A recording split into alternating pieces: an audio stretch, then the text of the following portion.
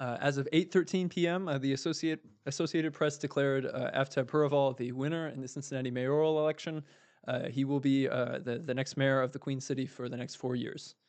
And it looks to be, yeah, he gave a victory speech. It was joined by his wife, and he had the chance to talk to Corey Bowman. Corey Bowman conceded over phone, and that election, it's looking to be, it looks like a higher voter turnout, at least than expected. It was looking something to like 31%, which is somewhat, certainly larger than the 21% that was projected.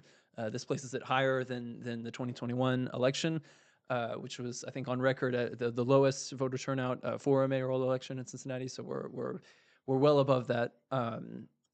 Thoughts, reactions, and takeaways from our election coverage tonight. Oh, sorry, and I should be saying sorry. I'm sure you all can introduce yourselves, of course. Two of our lovely contributors who are joining us for this last stretch. I'm Amelia Lambert. And I'm Alex Barrowman. Awesome, and you all were able to look at some of the things that that Purval has kind of led with, some of the issues that have been important to his first term.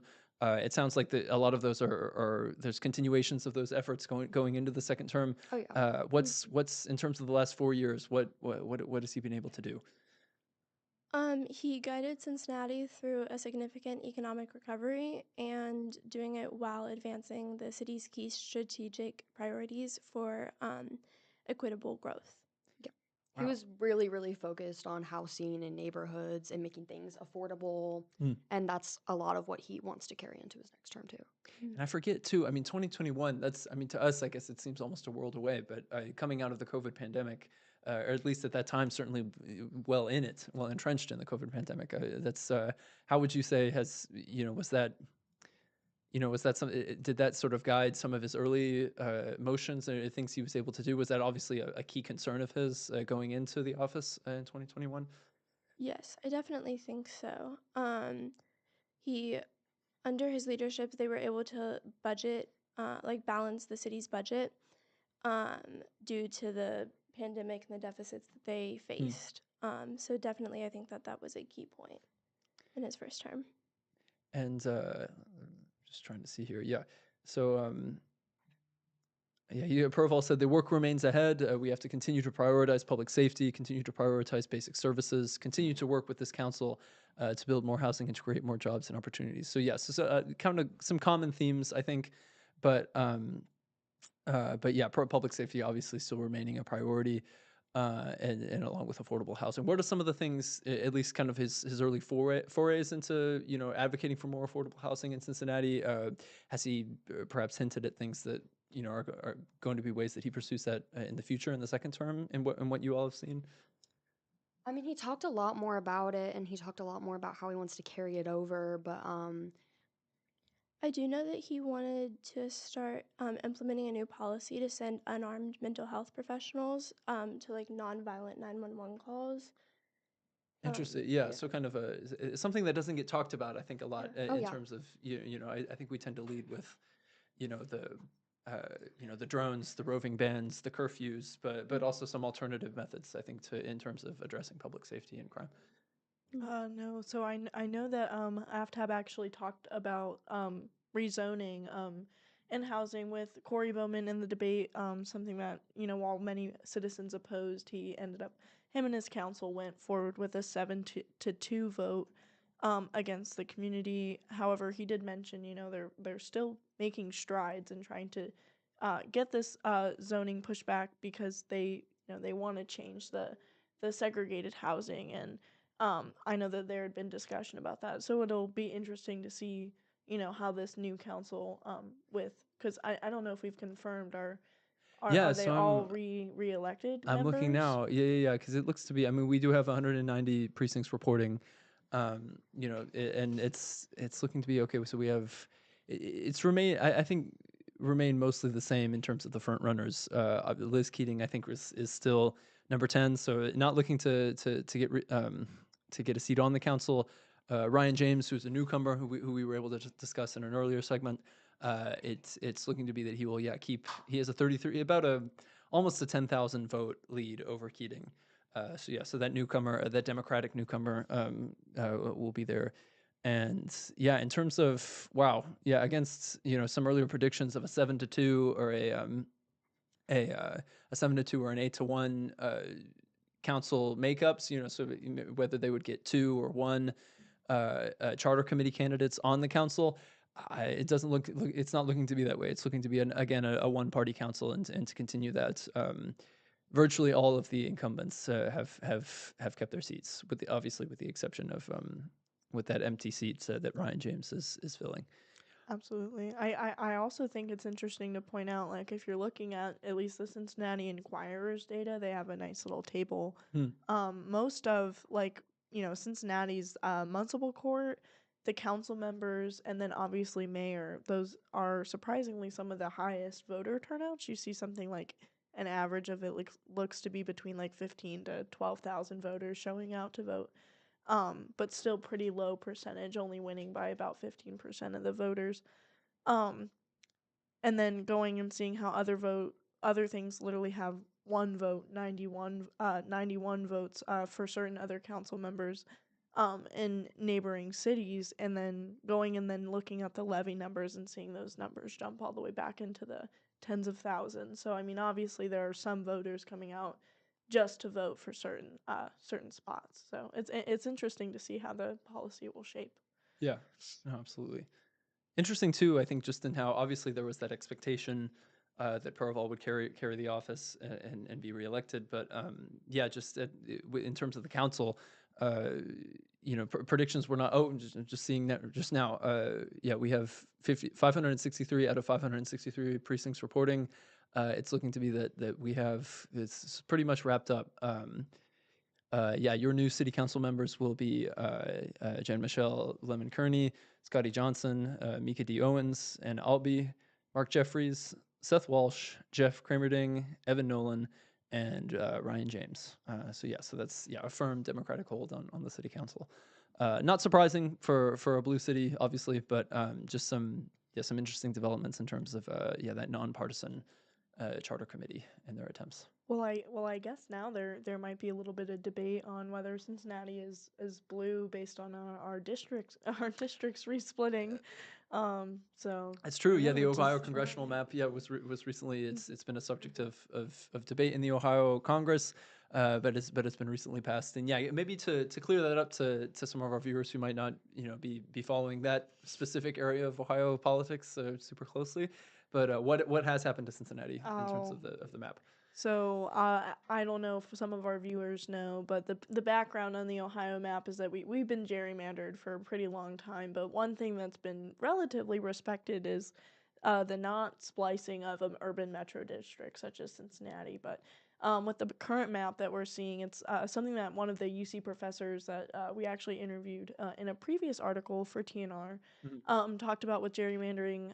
They tend to avoid splitting it up, but this is present within the current map that they've approved, which they did get Democrats to vote for. I feel like if you look at the map, it is pretty red. Like there were rumors that it would go past the allotted time to where they wouldn't have partisan voting for that. And that's always a possibility of them being able to make the districts a different way, but with support, it was still split. So.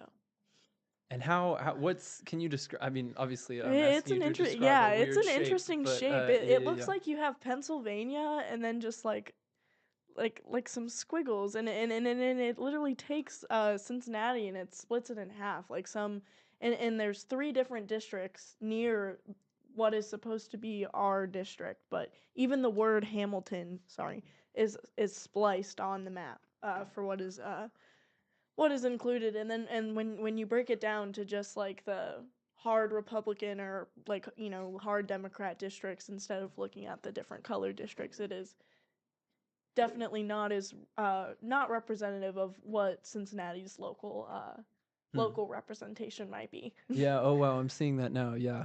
Oh, I don't know if our I don't know if we can get a picture I don't of know how here, far I but can zoom in. Yeah, but clear, like some of these very geometrical. Here it's a bit more I don't know what that is, pretzel shaped almost, but yeah. or a weird potato chip. But But so it does bring into question. I mean, obviously, like, it is with, since Aftab is our mayor of this area, and he is a mayor of a district that is split, and whether that goes to, the mayor or the governor, or if they share, some power in, what happens over that. It just would be interesting because, Ohio's map becomes more and more gerrymandered, but that seemed to be like a respected rule that is, has now been broken. And, are we going to see that addressed within this coming administration? Or applied in Yeah, other I mean, states. federally or locally. So, that's pretty, Interesting. Yeah. we have no Yeah. idea. So a night of, yeah, again, just some predictions, slight surprises, but for the most part, things more or less going as expected. I wanted to maybe open the floor. Correct me if I'm wrong. Are any of us from Cincinnati? I'm not. Oh, okay. Well, that's okay. Well, that's maybe I'm asking the wrong question then. But just in terms of, I guess, yeah, as students or as yeah, we're all students at UC. What, in terms of, speaking to a new mayor and a new city council government, what are the things that I know, and we talked about UC can somewhat be a bubble, but in terms of what you've been able to experience of the city, how life has been as a citizen of Cincinnati so far. I know two of us are freshmen. Is that right? Yes. So almost like just getting here. But what are the issues that really speak to you as the most important, and what would you tell the new mayor and tell the new city council? This is a local thing that I care about, and I think you should care about too. Sorry, I kind of put you all on the spot, but I know that's a kind of a complicated question. But Do you mean like in like Cincinnati's an area, or do you mean like on the UC campus specifically? I would Like, say I mean I think it can be one and the same, but certainly UC I would say, yeah. What's something, yeah, for UC campus? I mean, we've only been here for a short time, but is there anything specifically that like you've noticed over the years? I would say just, I don't know, and this isn't exactly something you can legislate, but just questions of,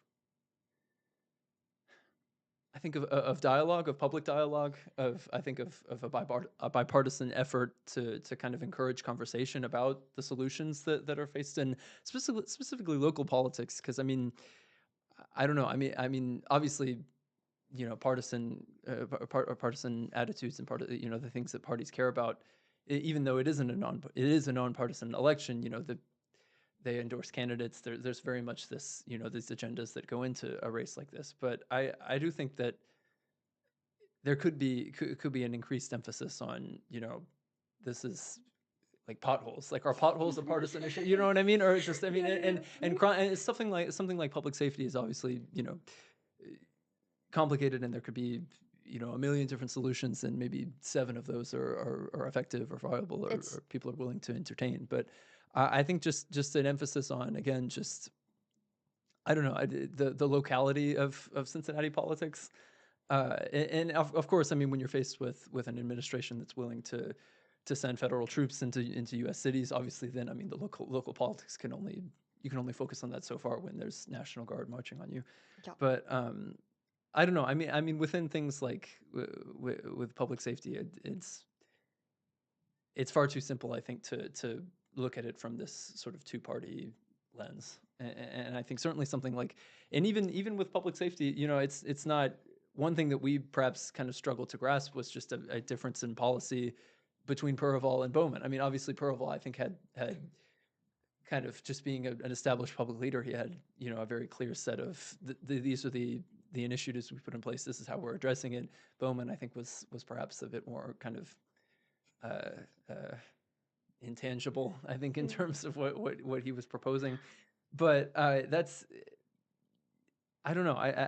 That's not something that I think is solved by saying, I'm a Republican, we're solving this with Republican solutions, or I'm a Democrat and I'm going to take the Democratic Party's platform and Yep. apply it to crime in Over the Rhine, or crime in Hyde Park, or wherever. I mean, especially when you see that so many of those neighborhoods, and even just looking at the data, it's not this political football that you can just deploy, because I mean, different crimes are at different levels. They're different, different neighborhoods have different problems, different communities have different needs.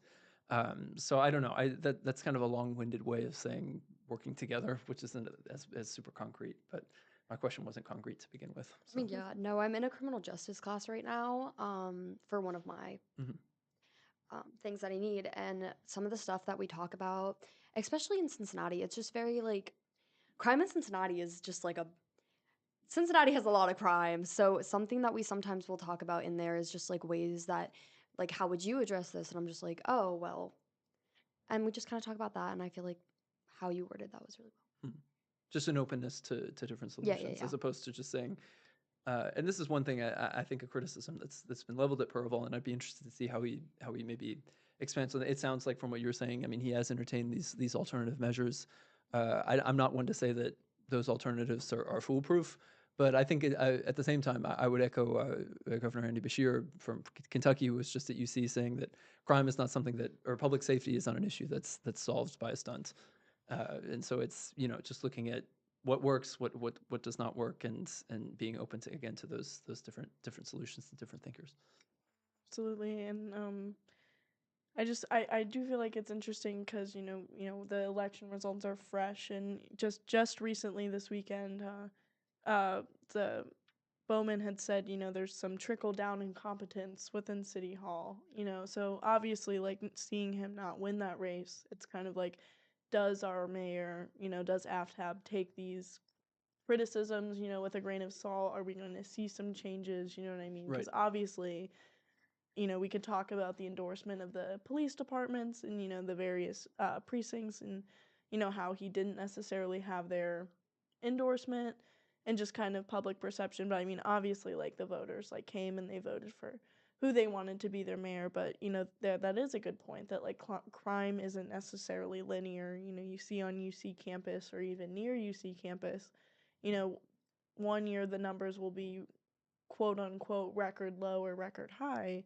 but there is still crime that can be recognized. There's still crime that's documented. So seeing how, sure, they do their beats in OTR, and OTR, that's an area that does need address. Like, crime is, you know what I mean? There are definitely things going on there, a lot more than the UC campus, but seeing how, your mayor is going to represent not only your city, but, represent your UC campus, and, like, what are we going to see come out of this new administration in response to not only the developments with the crime and the brawl downtown, but also just recent, like, crime that's coming inching closer and closer to UC's campus. Hmm. So Yeah, all good points. I'm looking even here. It's I don't know. I mean, I know it perhaps didn't have the same urgency, this race, I don't think, as opposed to something like obviously the midterm elections next year, or certainly not the national election that in 2024. But even just seeing here, just I mean, 43,000 votes. I mean, I guess that's certainly a lot of people, but it's not. It's not like the 500,000 that certain races are decided nationally. It's not a. It's very.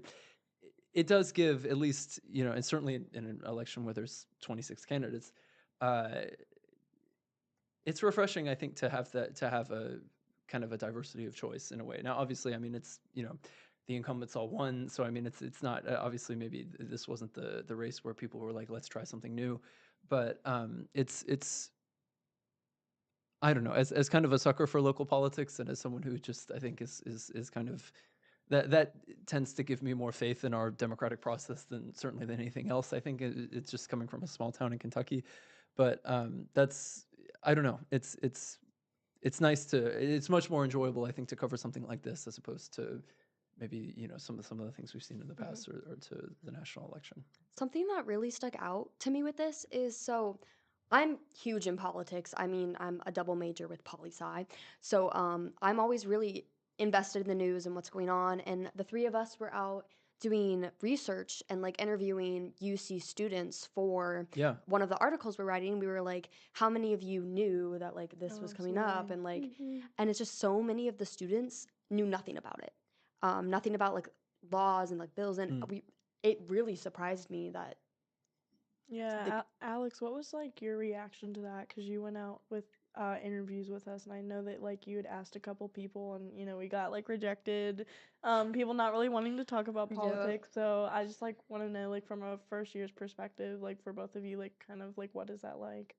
Yeah, I know that like politics can be a very like sensitive subject, but I wasn't really expecting to be ignored. Because we weren't asking like hard questions. It was Absolutely. just like baseline questions, and they were either very like cagey about it or they wouldn't answer at all. And that just really surprised me because I wasn't expecting. Yeah, absolutely. I would say to your point about just people not being aware, we had, and this could maybe speak to just the kind of the low level of our readership, but or at least the amount of readers that we were getting last year. But we did a lot of coverage on Senate Bill 1 last Absolutely. year, and even as months after it had been announced, or months after it had entered the Senate, months after it had even still when it was being after it had been passed, something that a lot of students certainly cared about on campus was this closure of DEI centers and this kind of retrenchment of faculty authority or faculty shared governance rather. Um, Even after all that time, you would still get spats of protest where people were like, "I just heard about this for the first time," and that can almost kind of underscore the reluctance, I think, of what you were talking about for students to get involved in politics. Would you say that, or not even get involved, but just encounter it or deal with it or grapple with it? Is there, you know, certainly with this administration and the degree of controversy and polarization? I think. I mean, we're in a government shutdown right now. Is Have you know? Would you describe it as almost like a political fatigue, at least among people our age, or just? I mean, you could see that even just with the low level of people our age who vote. Mhm. Is there kind of like this ugh, I mean, I have to deal with this at Thanksgiving or something like that. I'm not sure if Mhm. that's the case, but I mean, I don't know.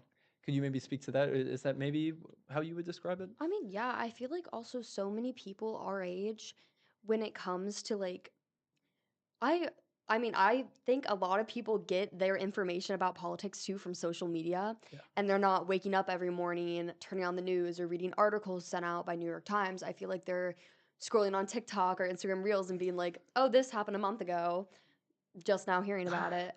And I feel like that's a huge thing that takes part, if that makes sense. Hmm. We had applied that, I think, to conversations about crime even in Cincinnati. So Mhm. just like this, like, I mean, with the Coreyville, I mean, something that we've brought up a couple times now, but just you're scrolling and then all of a sudden it's just like a street that and people that you might know just running in fear, Yeah. and it's just chaos within this small screen. And it's I think that definitely social media, I think, has definitely been like I mean, it's an understatement to say how much of a effect it Yeah. has had on our sort of understanding of political spheres. But wow, that's some kind of some deep subjects to end off, I guess. But yeah, I mean, it's again just we talk about things that were surprising, uh, things that maybe were less so. How would you maybe speak to what has this been like in terms of our covering an election, looking at it? Is this the first time you guys have done something like this, or at least looked something in this level of detail? Okay, Yeah. Yeah. yeah, Yeah. yeah, yeah. I would like to point out that the amount of people who voted for mayor is like barely more than the amount of students who go to our university. It looked It is, mm, and Really? Wait, no, no, yes, 50, 60,000? it's around 64,000 people who voted total. I want to say 63 maybe. Just for mayor specifically, It looks like 51,000 and 14,000 for Corey Bowman, so that'd put him oh. at 65,000 and some change.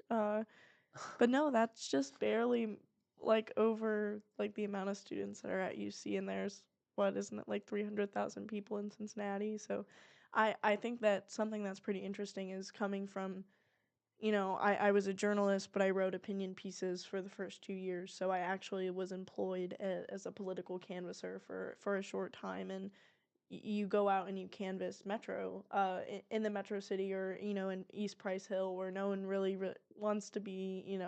There's stereotypes of the area and like the high crime, Yeah. but then you're faced with these duplexes and apartment complexes, and even canvassing the neighborhood is really hard to do. Wow. And the doors are getting like slammed in your face. You're canvassing 400 people and only 90 of them are answering, and it's just like, how hard is it to get public policy information out there, or candidate information out there? Why are we seeing such low voter turnout in a city that we would say we have like things that we need, like the citizens obviously care about. There is high crime, you know what I mean? So I feel like people on both sides could say that despite lowering crime rates, there's still crime going on, but People still not feel yeah, you know what I it mean? is. People still feel it. Yeah. The lack of the UC reports, doesn't change the fact that there Right. are still stuff going on to this day, like that didn't entice voters to go out. Hmm. We definitely didn't have 60,000. Obviously those 60,000 votes didn't come from just UC students, but then you could say that we didn't have all 60,000 people from UC even go vote. So is there no? It's got to be more than like a cross general or generational voter fatigue. Yeah. But yeah, you know what I That's mean. fair. Yes. Because there's 300,000 people in Cincinnati. Obviously, you have international students and people who can't vote, but the majority of the population is not speaking. Hmm. At least in terms of like who they want to be like sitting in their council. So like, does it not really matter like to them? You know what I mean? We're at like an interesting point to see kind of where that goes. But both like federally and locally, unfortunately. So I'd be interested to see the state of the city will be next Thursday.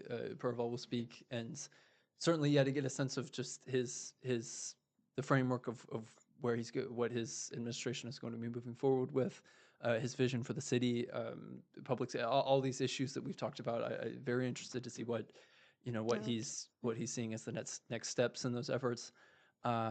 But yeah, that's 4 more years as the chancellor at the victory speech, and Mayor Aftab Perval is our next mayor. So, well, thank you all both. Thank you so much for joining us. Thank you to the viewers who tuned in, and have a good day of classes tomorrow. awesome. I think Eric left. Oh, okay. That's fine. Is there like a button? I don't know if I should have tried. I didn't Wait, want to we're be still like, on. you We're guys still want to keep live. talking? Oh, okay.